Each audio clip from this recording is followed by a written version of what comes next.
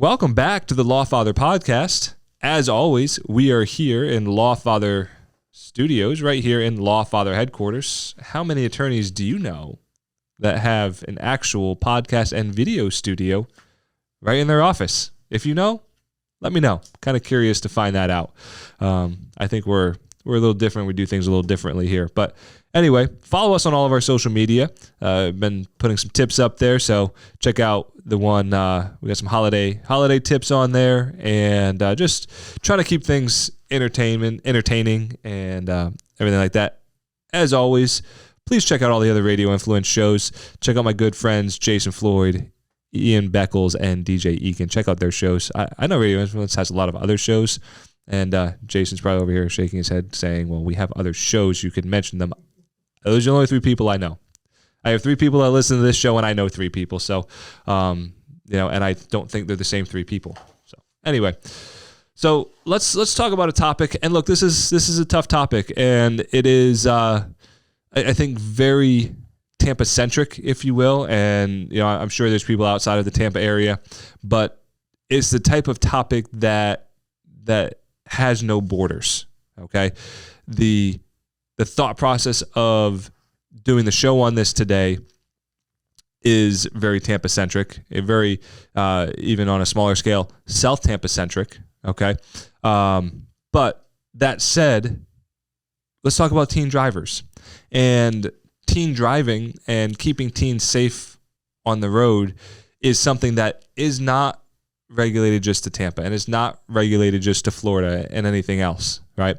And I think it's a really important topic, and it's something that we should spend a few minutes on today discussing. And look, it may be tough. You're not in this profession necessarily, right? And I've been lucky or blessed, however you want to look at it, to have some really significant defensive and somewhat offensive driving training in terms of having worked in law enforcement and been put through some training that would involve high-speed maneuvers and things that generally keep you safe while driving that you don't necessarily pick up in driver's ed. And most of us just have driver's ed, right? And that's it.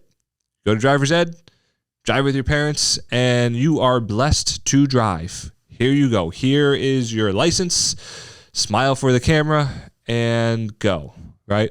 So I think it's really important to take a look at that. And those of you who don't know why this is such a Tampa-centric type concept today, and it is the 14th of December. It is a Tuesday.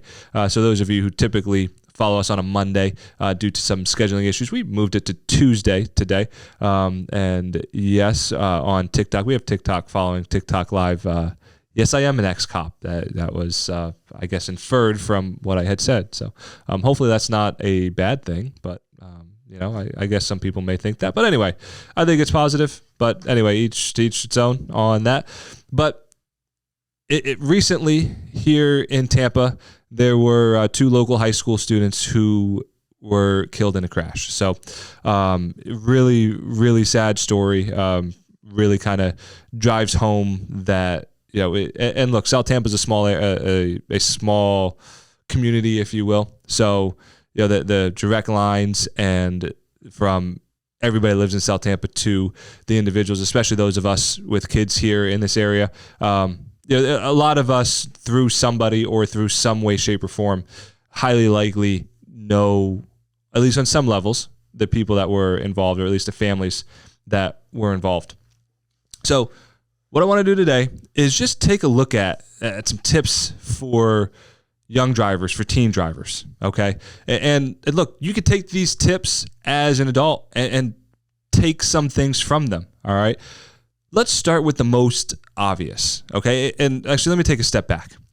Nothing that we're going to go over here today truly has anything to do with the crash that happened. I am not privy to the ins and outs of the crash that happened, okay?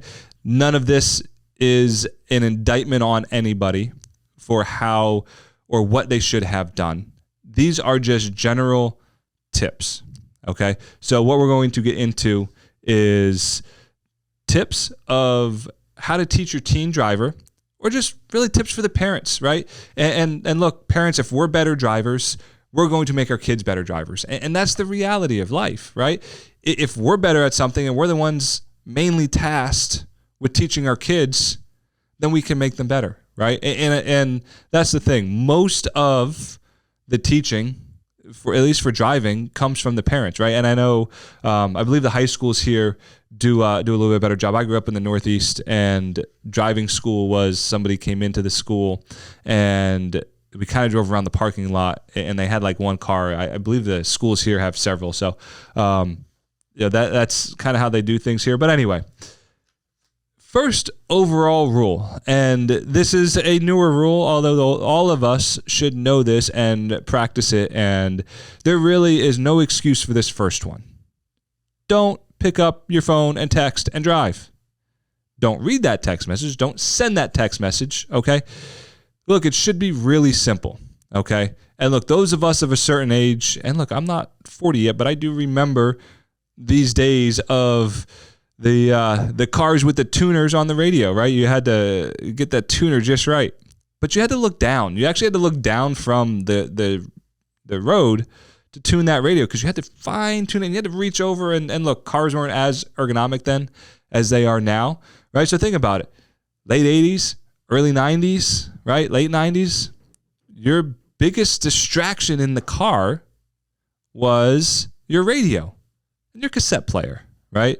We did, the CDs didn't exist then. iPods didn't exist then. Sure as heck, streaming didn't exist. So you had your radio with the manual tuner and a cassette deck. Awesome. Those were your distractions. And look, drivers were still distracted then. So tip number one, don't pick up that phone. Don't text that person. Don't read that text.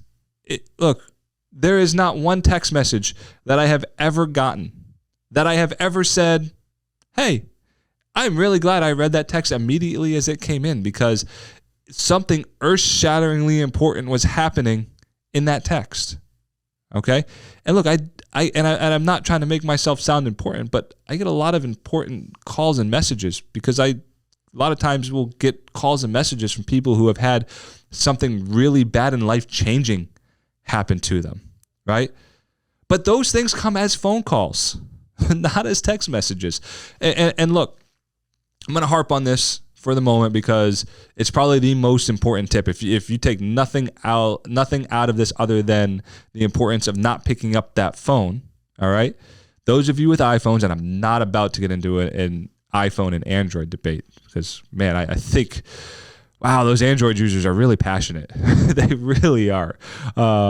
Look, we have Apple here in the office, so I use iPhone, and that's that. But anyway, I digress. There's a setting on there that you can set it so that way when you're driving, the phone recognizes that you're driving, and it sends a text message to the person that you're driving. They get a response right away, so you don't have to worry about responding right away, right? And if that person really needs you, they can call you, okay?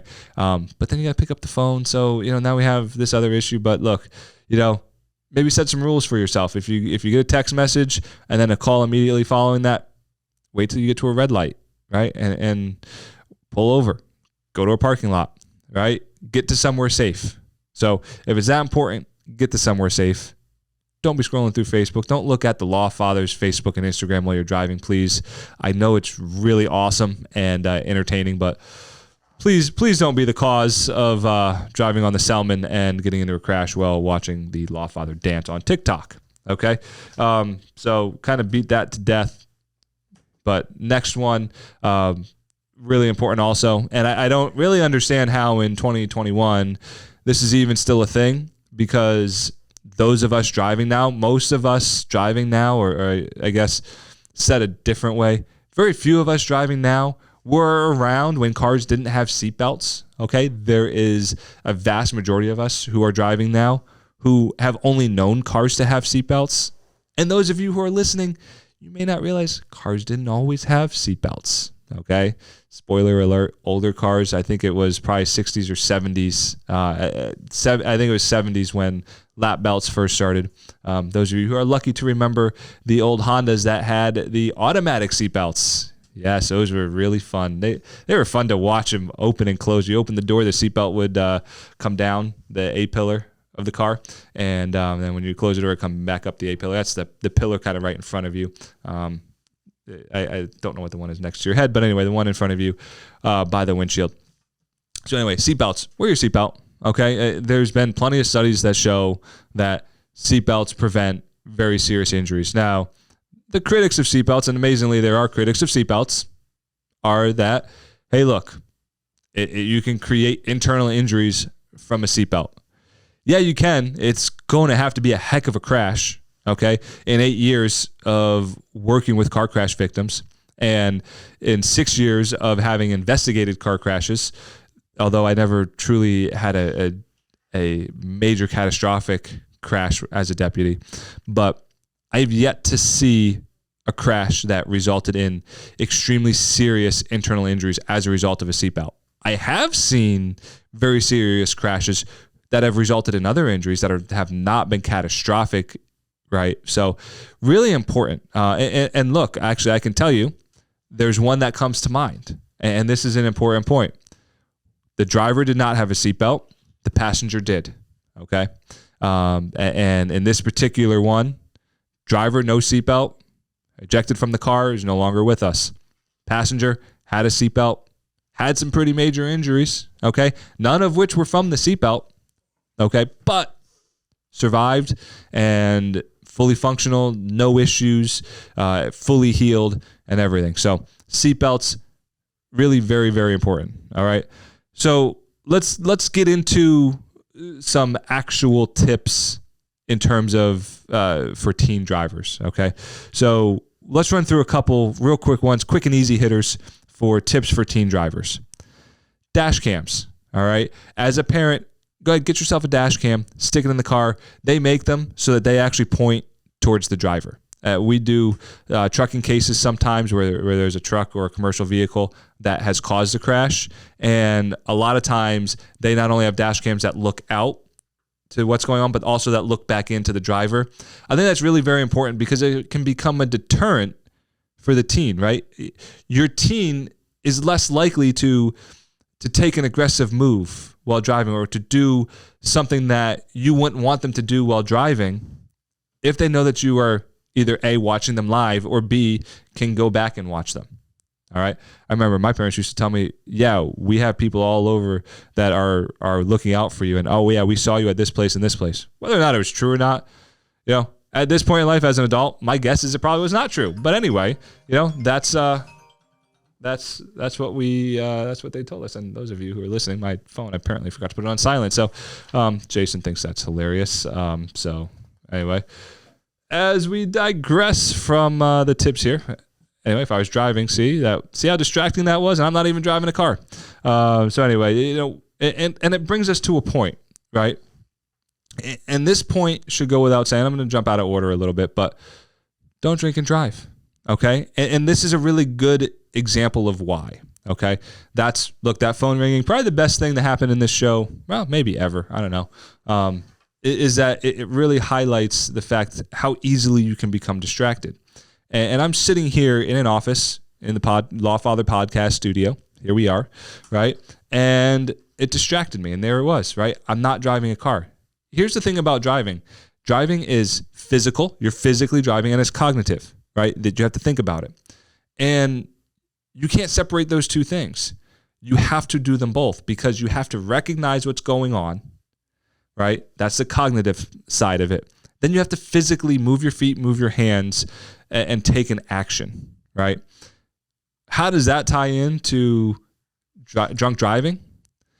When you're drunk, okay, and this is the theoretical. So there might be a practical difference to this, but this is the theoretical that I learned through my training at the sheriff's office and learning about DUI stops and everything else and the DUI exercises is driving is physical and cognitive. When you're drunk, you can do one. You can either do the physical or you can do the cognitive, but you can't do them both together, okay? That's actually why those field sobriety exercises are done the way they are. There's actually a physical aspect to it and a mental aspect to it. Which, Jason, that may be a good topic for a show one day. Maybe, for those of you on camera, maybe we can get Jason on camera. We get him to run through the field sobriety exercises. I bet you I can fail him stone sober, right? But anyway, that is a topic for an entirely another show because I could go on for days about that. So anyway, distractions are the biggest key, right? Number 2, beyond distractions, it's getting to know the car, understanding how the car works, what's where, right? And the more distractions we can take away. Think about this as an adult. You go and you rent a car. You don't know that car, right? Because it's not your car. It's a different car, right? It's a different brand, it's a different make, a different model, whatever else. You don't know where everything is, right? So when you sit in there, what do? At least I do. Right? When I was representing NFL players and going all over the place and renting cars all the time, I would sit there and I'd just try to get comfortable in the seat, right? And then I would try to figure out where everything was. Wipers on one side, are these automatic lights? Are they not automatic lights? All right, how do I change the AC, the heat, right? Most times it was cold wherever I was going. North Dakota. I don't know why I ever did that, but anyway. Why would you go from Florida to North Dakota in March? Good God, there was a lot of snow on the ground there. Anyway, out of that business now. So anyway, get to know the car. So tip number 2 for teen drivers, get to know your car. Understand where the things are. The more you know where the things are, the easier it is. And the more you can sit there and you can sit and you're driving and you don't even have to move your eyes from the road, right? As a parent, think about it. You're there, you're driving your car, and you want to turn the radio up, how many of you can just reach over and turn it up? Yeah, I know that most of it is now on the steering wheel, but do you have to look down or do you just know where it is, right? So get to know where everything is, right? Next tip for teen drivers is get everything set up before you start going. So sit down, right? Get comfortable in the seat. Get your feet on the pedals, get a feel for how far away you need to be. Some cars you can move the pedals, some cars you just have to move the seat. And you need to be able to reach the steering wheel, and you also need to have enough room for your legs. So get that all set up, seatbelt on, get your mirrors set, right? You want to eliminate as many blind spots as possible. Yes, you know what? Those blind spot monitors are great, but they're not foolproof, okay? So get your front mirror in the middle, get that set up, get your side mirror set up. You want to move your side mirrors out as much as possible, right? So you don't want to see a lot of your car in it. You want to see as much or as little as your car as possible, as much of the other lanes as possible, right? Because you're minimizing the blind spots. The more you can see of your car, the less you can see of everything else. So you want to maximize your field of vision, all right? And make sure that everything is all set up, ready to go. We talked a lot about distractions as a tip for teen driving. We talked a lot about phones as a distraction. There's other things that can distract us while we're driving. And for a teen, the biggest distraction that you can have next to a cell phone is another teenager in the car with you, right? How many times, and we kind of see it in movies and it's hee ha ha, but you got the guy giving peer pressure in the movies. Come on, guy, you can do it, right? Well, think back to your high school days. How many times were you with somebody who, hey man, you can go a little bit faster. Hey, we're going to crank this radio up a little bit louder and not be able to hear anything going on, like, I don't know, sirens or anything else. So you want to remove those distractions. Other examples of distractions that you might not necessarily think of, drowsiness, loud noises in the car, things like that. Okay, you want to reduce and minimize those distractions for teen drivers. All right. This next tip that we want to consider and think about is not just for teen drivers; it's for all drivers. But I think teens more so than anybody else is when it rains, and we get a lot of rain here in Florida during certain times of the year.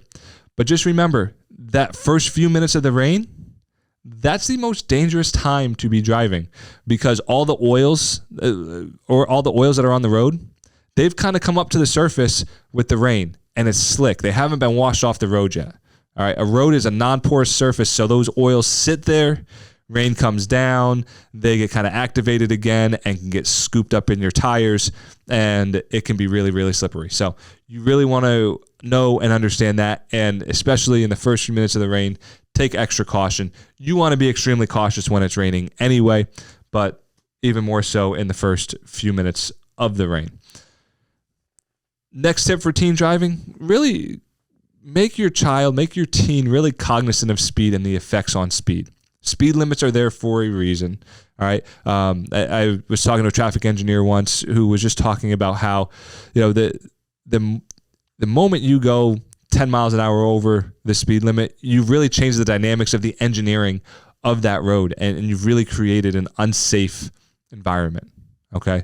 So keep that in mind. Yeah, everybody wants to get where they're going quicker and everything else, but you know what? The speed limits are there because they are meant to keep everybody safe. All right. I'm not trying to be, Debbie Downer here. All right. No offense to anybody named Debbie, but I couldn't think of another D. You come up with another D name and we can put it with Downer. Okay. Don Downer, Debbie Downer.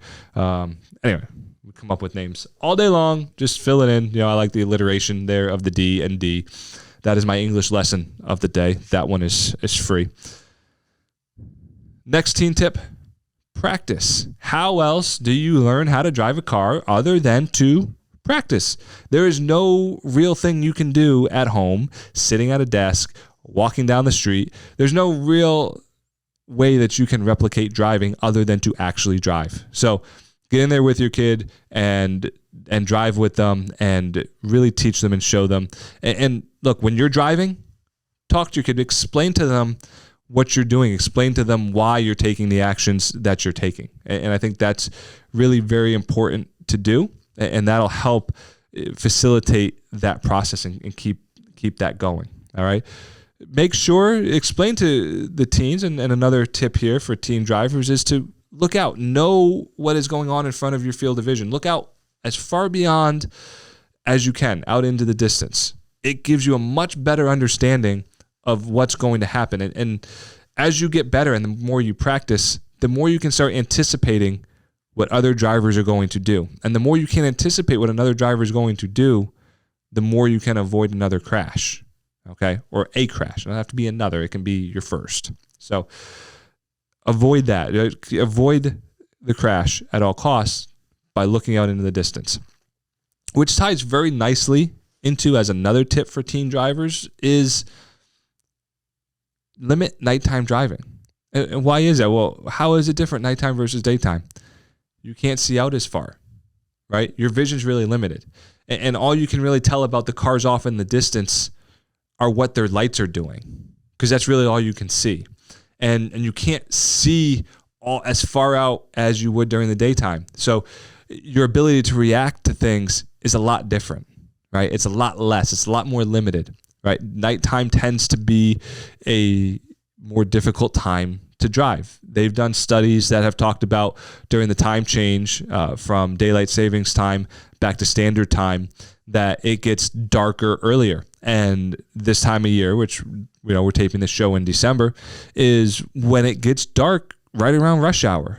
And it's gonna, we got a couple more weeks of it getting darker a little bit earlier, and there is an increase in crashes that happened during standard time versus daylight savings time, because rush hour on the way home is typically thicker. There's more cars during the afternoon rush hour than the morning rush hour. And you typically have more crashes because it's dark during standard time versus daylight savings time. So keep that in mind. All right. So those are the tips for teen drivers. Okay. We could go on and on and on as to different things that you could do,